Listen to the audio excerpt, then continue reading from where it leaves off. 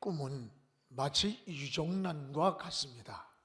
오메달기 21일만 품고 있으면 무정란은 썩어버리지만, 그러나 유정란은 그 속에서 병아리가 나옵니다. 생명이 있기 때문입니다. 한 해도 코로나로 인해서 참 어렵고 힘든 시간을 보내고 있지만, 그럼에도 불구하고 새해를 향한 우리는 잊지 말아야 할 게 하나 있습니다. 꿈을 꿔야 합니다. 그래서 우리는 꿈을 꾸고 하나님은 여러분이 꾸고 있는 그 꿈을 이루어 주신다는 약속입니다. 아무리 어려워도 꿈이 있는 가정, 꿈이 있는 교회, 또 꿈이 있는 민족은 희망이 있고 흥합니다. 우리는 새 성전 이 투시도를 매주마다 영상으로 뜨면서 비전을 갖습니다. 우리와 함께 다음 세대가 사용할 수 있는 이 비전을 준비하는 겁니다. 사방이 막혔어도 성경은 하늘이 열려 있음을 말씀합니다. 우린 저 열린 하늘을 바라보면서 주님을 바라보는 겁니다. 계시록에는 하늘이 열리고 그 열린 하늘에 언약궤를 보았다 그랬습니다. 올 여러분 한 해의 어려움을 다 잊어버리고 쓴 기억도 잊어버리고 좋은 것만 생각나고 또 새로운 비전의 꿈을 꾸면서 여러분도 저 열린 하늘에 축복의 언약궤를 보는 그런 신앙이 되기를 주의 이름으로 축복합니다. 주님 안에 길이 있습니다. 주님만에 우리는 소망이 있고 생명이 있습니다. 성경 66권 어디를 펴도 여러분 성경의 중심이 누구냐? 창세기부터 계시록까지 예수 그리스도가 중심에 계십니다. 그래서 성경을 열면 주님이 보여야 합니다. 루터는 성경을 짜면 그 성경 안에 예수 그리스도의 피가 나온다고 했습니다. 그렇습니다. 예수님은 우리의 구원의 방주가 되십니다. 노아 방주도 예수님의 모형이고 성막도 예수님의 모형입니다. 유월절 어린 양의 피도 예수 그리스도의 모형이 되십니다. 성경의 중심은 오직 예수 그리스도이십니다. 그래서 예수님은 이 역사의 주인이 되세요. 여러분, 구약은 오실 메시아를 기다리는 것이고 신약은 이미 오신 메시아를 증거하는 것입니다. 그 오신 메시아가 예수님입니다. 예수님을 증거하는 거예요. 그리고 종말은 다시 오실 예수님을 재림을 기다리는 겁니다. 천사장의 나팔소리와 함께 우리 주님 반드시 다시 오신다는 약속입니다. 여러분, 그때에는 알곡과 쭉정이가 나눠지고 땅에 남은 자와 들림받는 자가 구별이 됩니다. 여러분, 재림의 주님은 만왕의 왕으로 철장의 권세를 가지고 승리의 hin도를 우리에게 주시겠다고 약속하십니다. 그리고 그때에는 성도의 눈에 눈물을 닦아주시고 주님은 우리의 신랑이 되시고 우리는 신부가 되어서 공중에서 주님을 맞이하게 됩니다. 그리고 이 땅에는 7년 대환란이 옵니다. 그리고 믿지 않는 자들이 짐승의 표를 받게 됩니다. 우린 7년 동안 공중에서 주님과 함께 있다가 주님이 만왕의 왕으로 이 땅에 내려와서 이 약한 원수마귀를 무조갱에 가두고 7년 동안 주님과 함께 왕노릇을 합니다. 그리고 그 후에 새하늘과 새 땅이 이루어지는 거예요. 이 새하늘과 새 땅에 들어가는 곳, 이것이 영원한 천국이요 영원한 안식이요 우리의 영원한 도피성이 되는 겁니다. 사랑하는 여러분, 우리는 그날까지 어떻게 살아야 되는 겁니까? 신앙을 지켜야 합니다. 믿음을 지키고 충성되게 사는 자, 이 사람이 충성된 청직이라고 했습니다. 한 해를 결산하면서 여러분 쓴 기억도 많을 거예요. 다 잊어버리기 바랍니다. 이런 말이 있습니다. 여러분 쓴 기억은 물 위에 새겨라. 물이 흘러가면 지워지듯. 그러나 감사했던 것, 기뻤던 것은 돌 위에 새겨서 지워지지 않고 기억하면서 감사한 마음을 가지고 살라는 거예요. 그렇습니다. 여러분 성경에는 망각도 은혜라고 말씀해요. 바울은 나는 뒤의 것은 잊어버리고 저 앞에 있는 표대를 향해 달려간다 그랬어요. 이 뒤의 것이 뭘까요?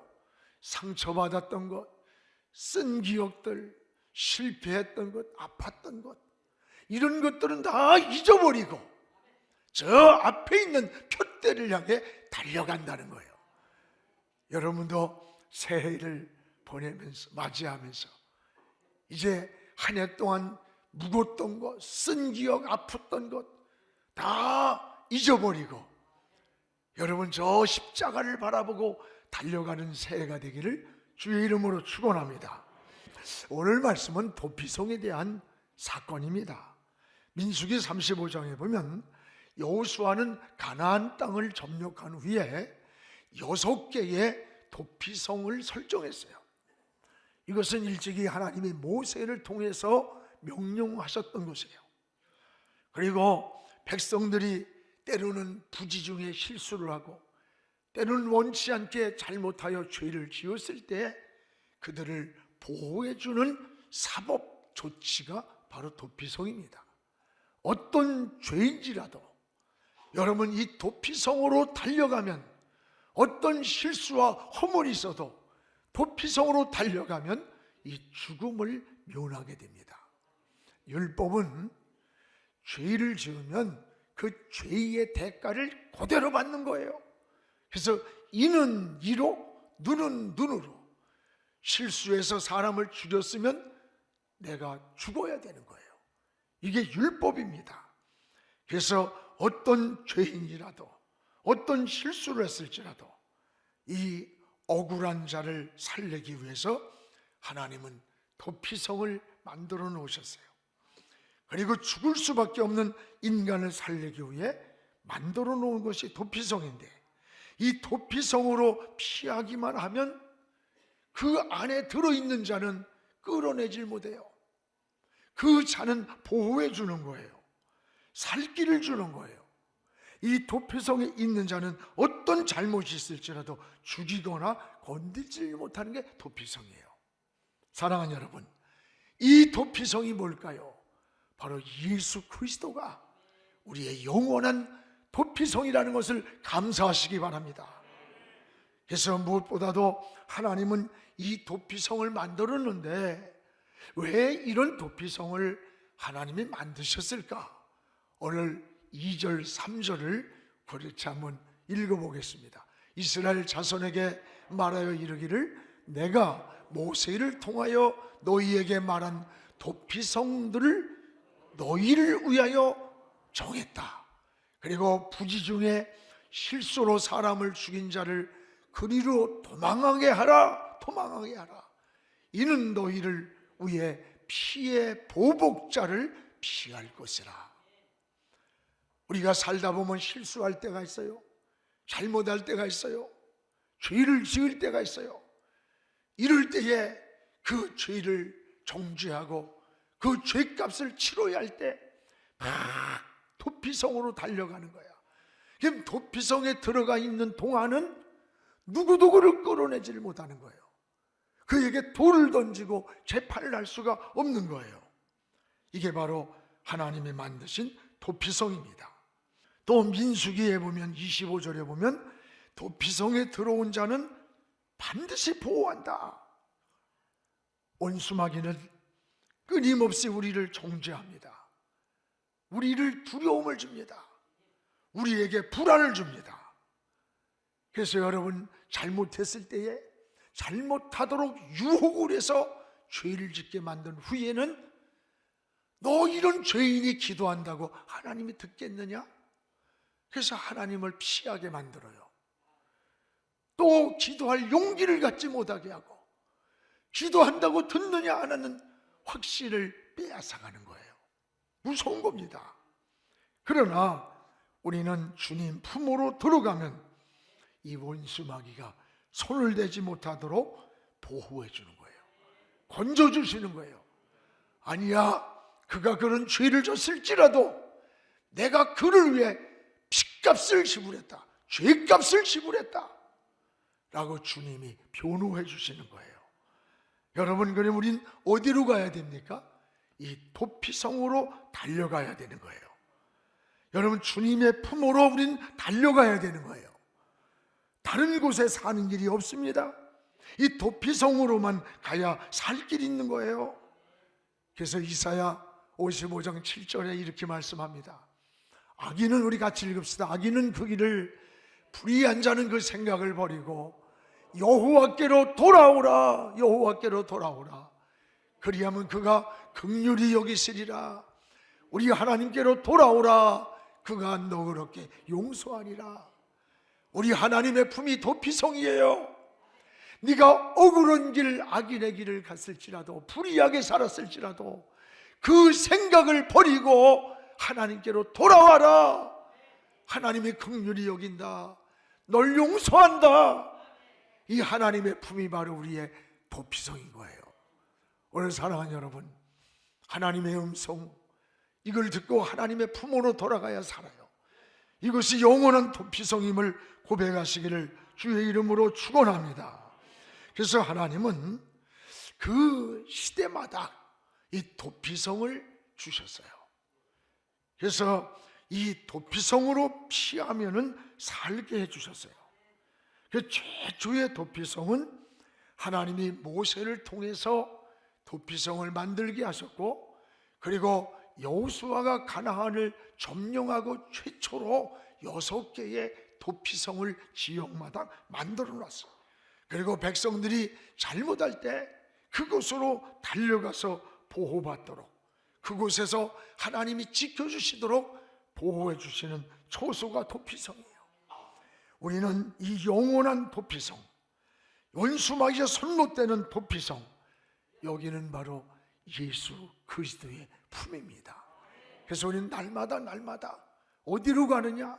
인생 살다가 잘못 살았을 때, 실수했을 때, 어리석게 살았을 때, 빗나갔을 때도 주님께로 나가야 돼요.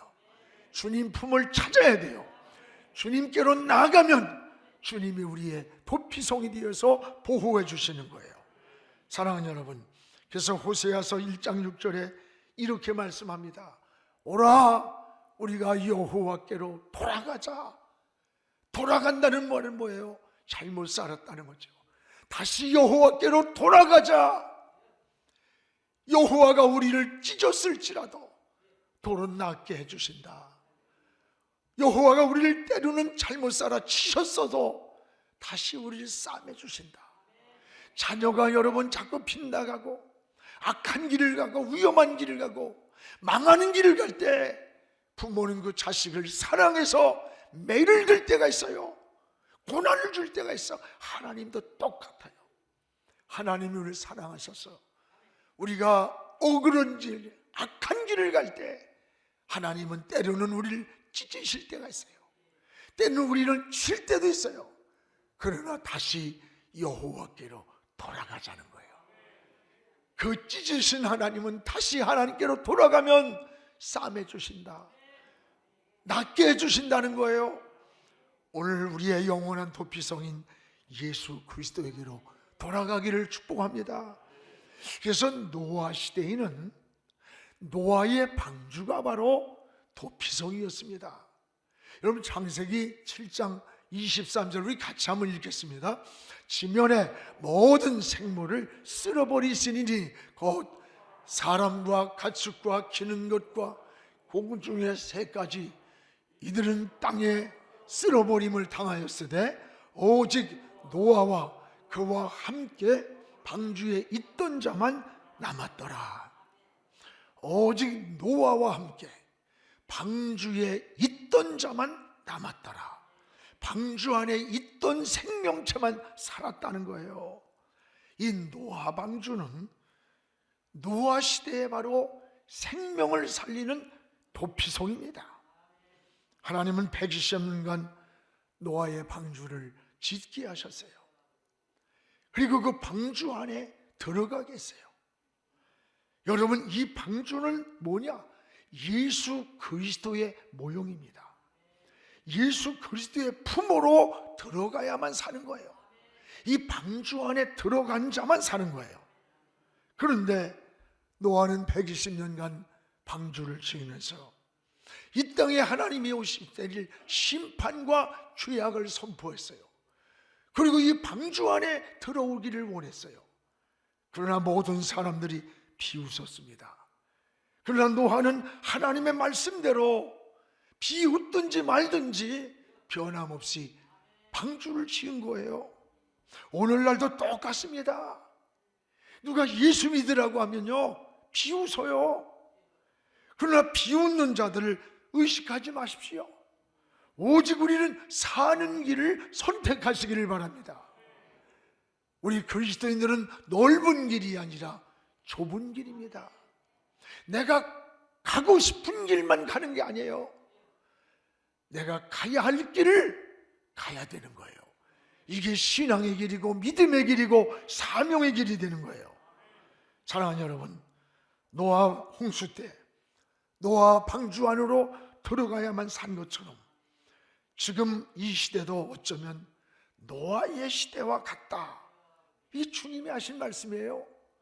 마태복음 24장 38절에 보면 주님이 이렇게 말씀해요.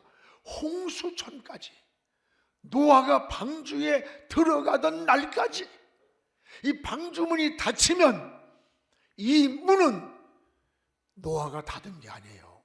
하나님이 밖에서 닫았기 때문에 아무리 살려달라고 매달려도 그 안에서 문을 열 수 없는 거예요.